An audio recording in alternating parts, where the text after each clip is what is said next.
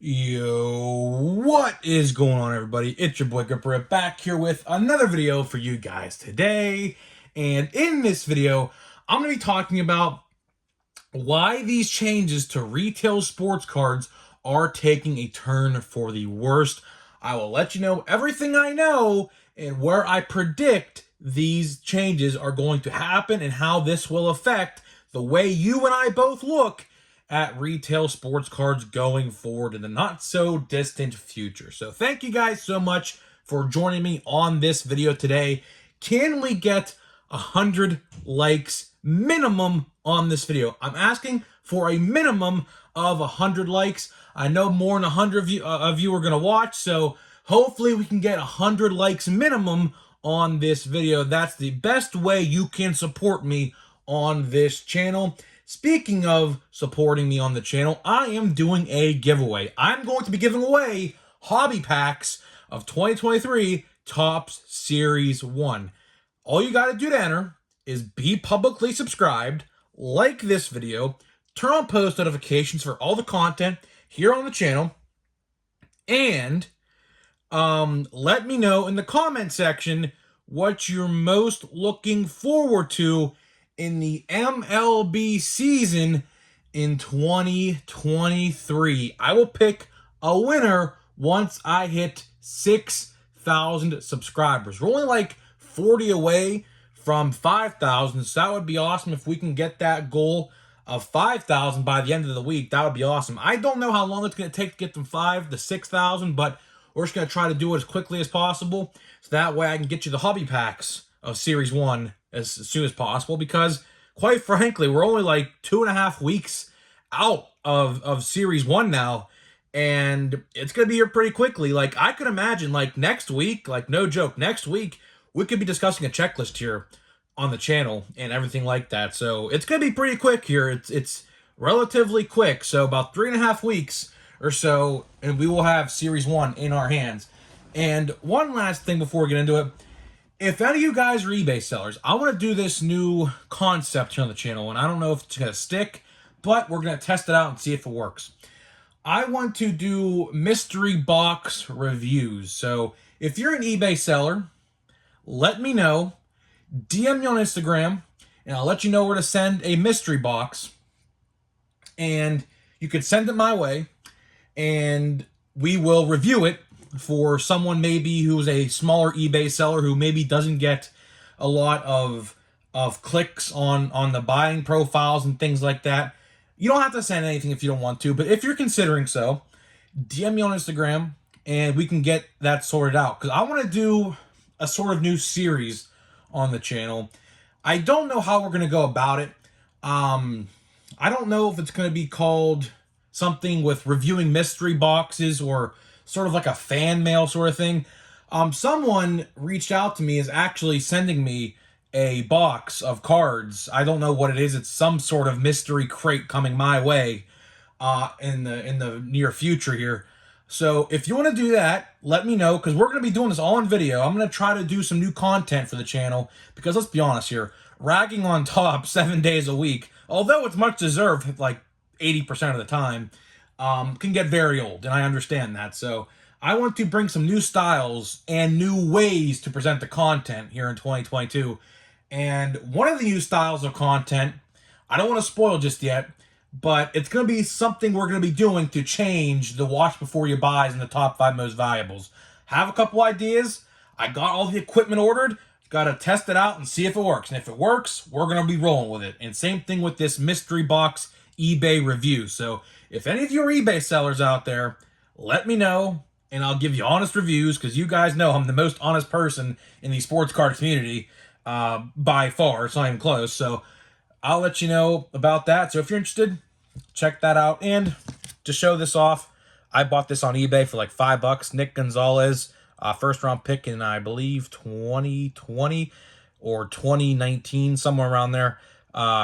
First auto I have of his is numbered to 75. So I'll leave that here for the video, because it looks pretty cool, actually.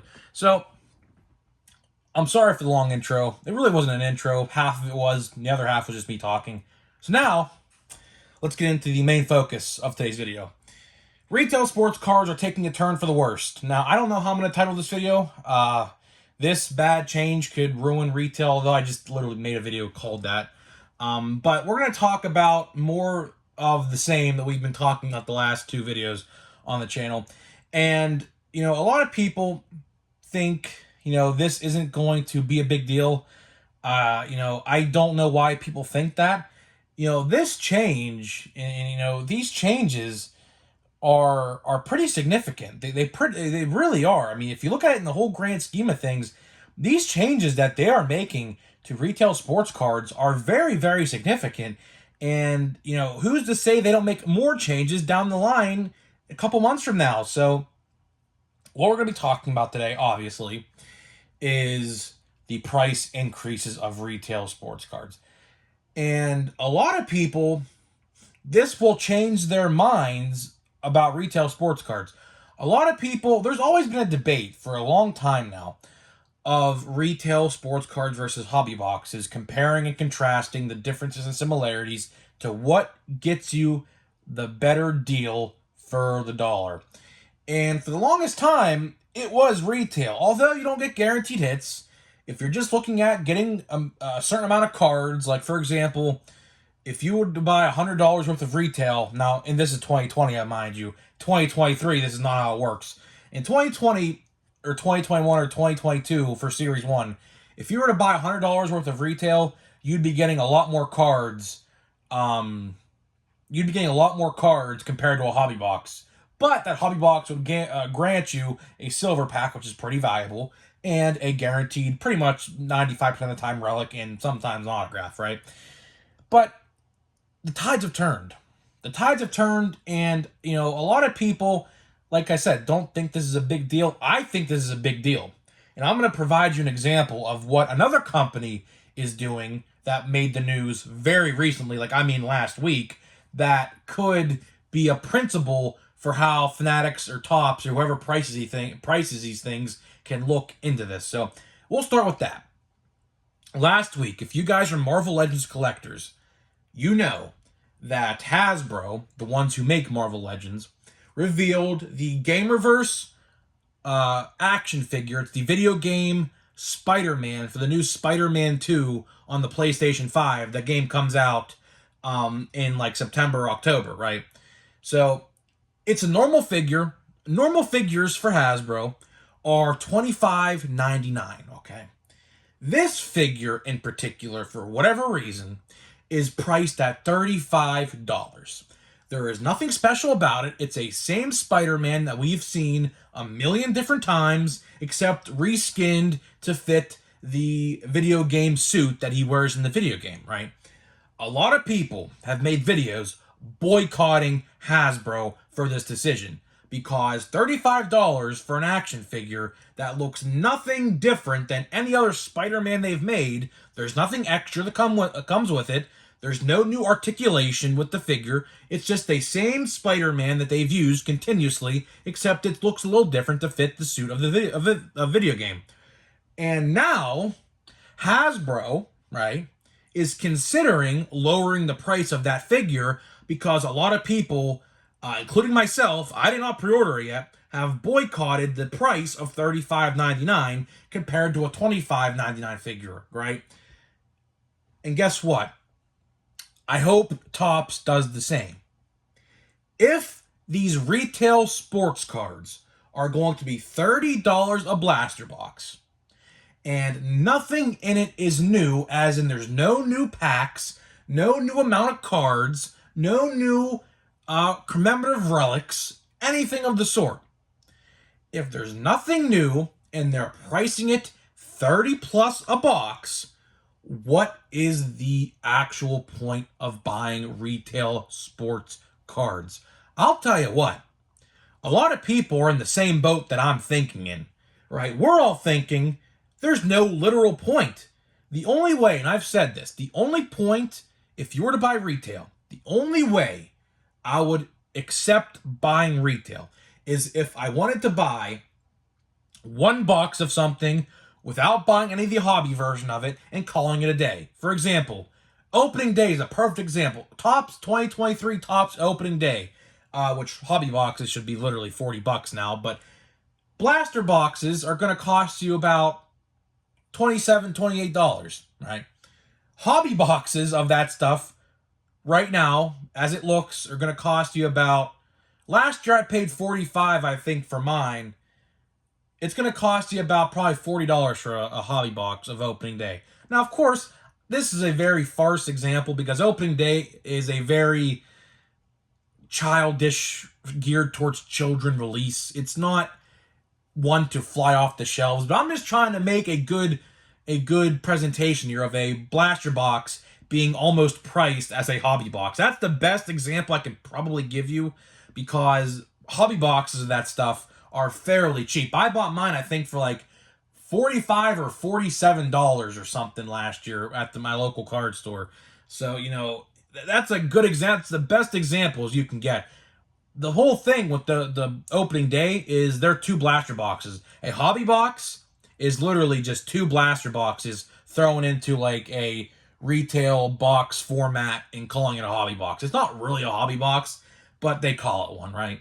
That's the best example I can give you, and that's probably the only example I can give you because, of course, hobby boxes tend to run you about $80 to $120, give or take, depending on what set it is. But at the same time, those blaster boxes and those hanger boxes and those fat packs, blister packs, whatever you want to call them, right? They're all being increased 10%. The only way I can justify buying retail is if you just want to buy one box of something and just call it a day. Say, you know what, I'm done with this release.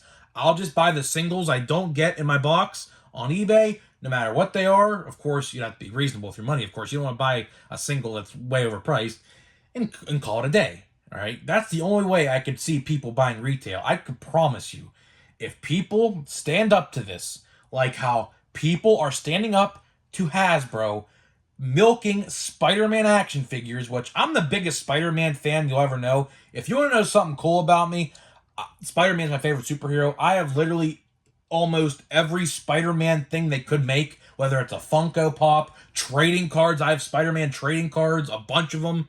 There was new ones that were just released, I believe, by Upper Deck from Into the Spider-Verse. I did not find yet. They're blaster boxes at Target, but I didn't find any yet. I have action figures, you name it. T-shirts, a blanket, even like a throw blanket.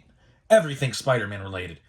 And I was all on board to buying that Gamerverse Marvel Legends because I did not pick up the Spider-Man 1 version. That was a GameStop exclusive back in 2018. So I was all on board on buying that until I saw the $35.99 price tag, which, of course, adds shipping onto that. It's going to cost you about $40-something to ship. A lot of people, like I said, are boycotting that. And guess what? Hasbro is going to lower the price now because people are refusing to buy. Same thing goes for here. If we can get people to stop buying retail and buy hobby boxes, you will see a difference. I can almost promise you. It may not be close to a change. It may take a while. But if they see the numbers dipping in retail sports card boxes bought and the profit going down because boxes are 30 and in Chrome they're 40, no one's going to want to buy them. So if we speak with our wallets and let our money talk for us, we can make a change. Now, obviously, one person can't make a difference. We all have to do this. Now, whether or not this happens or not, that's up to us. It's not going to happen just by me not buying retail. It's going to happen with you, me, your friends, your family, your area, your state, this whole country. We all have to get together as one, protest this decision, and we'll see change. Now, like I said, I don't know if that change will be close or far away. But if they see, like, for example, Series 1, which will be $30 plus a blaster box, not selling, guess what? They're going to have no choice but to lower the price because they don't want to keep on printing stuff and seeing it sit on the shelves. So that, at the end of the day, is just up to us. At the end of the day, we have to tell them, whether that's 1,000 people, 10,000, 100,000 different people, we all have to come together and say we're not buying retail because it's way too overpriced. And they can say inflation, prices went up for resources to make the cards, right? Whatever. All it is cardboard and cellophane wrap and just glossy stuff to put on the card. It's really not that expensive. It's really not. In the grand scheme of things, it's really not that expensive. So I don't get, how cardboard equates to 30 a box. Now, obviously, you got to consider the autograph prices and how much it takes to sign. Because, certain athletes like a Mike Trout are more to sign than maybe like a rookie of some sort. I get that. That's why they price these the way that they do, right? But, just put it into perspective, right? And it's not like, here's the biggest problem I have with this whole situation. It's not like the print runs are going down. The print runs are going up.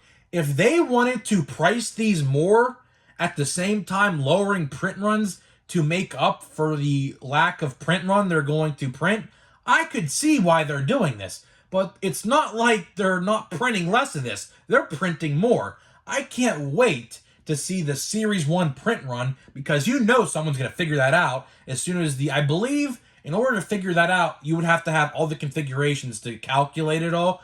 And the good part about that is retail comes out the same exact week as the hobby release. So we're going to be able to figure out the print runs of this stuff relatively quickly. And I cannot wait to see how many Adley Rutschman rookie cards are going to be out there in the wild.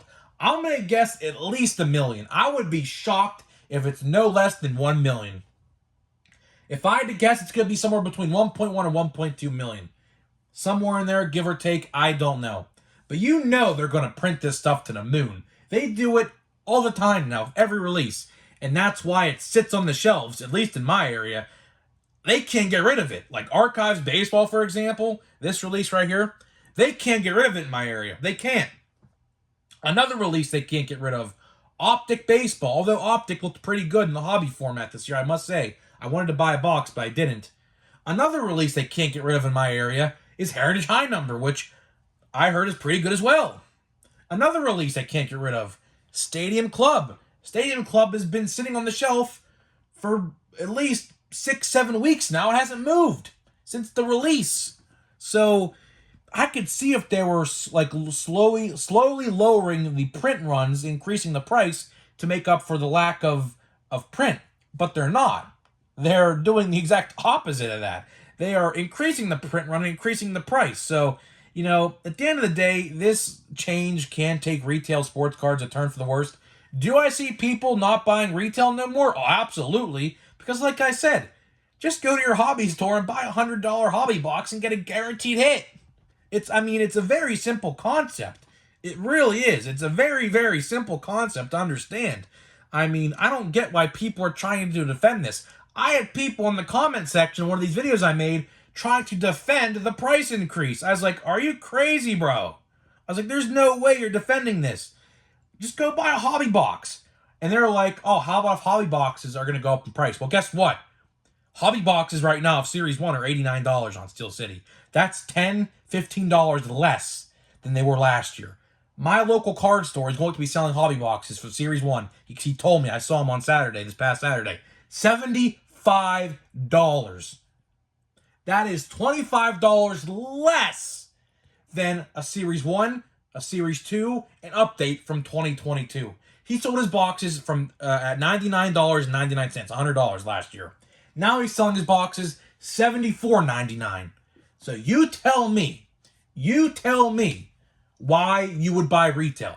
I want someone in this video comment section to comment what's the point of buying retail sports cards unless it's only buy one box. But if you're going to be there, like, for example, these freaking geeks who stand there waiting for restocks thinking they're going to flip it for 3 times profit margin, I want you to answer this in the comment section. What's the point of buying $100 plus worth of retail when you can go buy a hobby box for the exact same price and get more cards now, by the way, for the price and a hit? And sometimes you can get 2 autographs. Sometimes you only get a relic or an autograph. But for most Topps releases, as like a Stadium Club, a Gypsy Queen, something like that.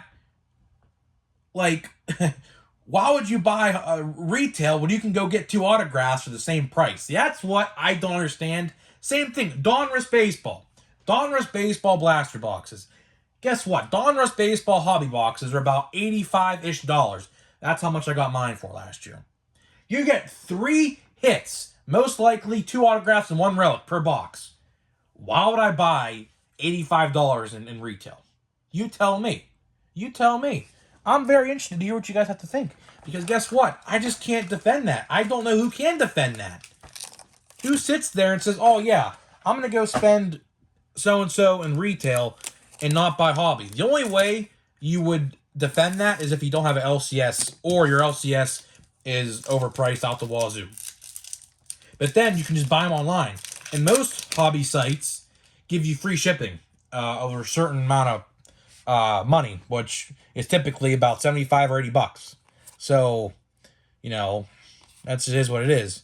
Aaron Nola, Kyle Lewis, he fell from grace. I think he's on the Diamondbacks now, I think. And Luis Robert, who I will be seeing on opening day. That pack I will give Garrett Cole, George Kirby, who we're supposed to be getting for Brian Reynolds, but that deal I think went by the wayside. It looks like the Pirates are actually going to keep Brian Reynolds now. I told this to my friends the other day. I was like, I bet you that Andrew McCutchen coming back to Pittsburgh has enticed Reynolds to stay. And I think it did. I really do think that it did. But we'll see. We will see. And next pack, Randy Rosarena, Jarren Duran, Yadier Molina, which will be his last fire card, probably. Max Fried, we got Freddie Peralta, and Cub Cody Bellinger. So that pack was literally like a 2 out of 10.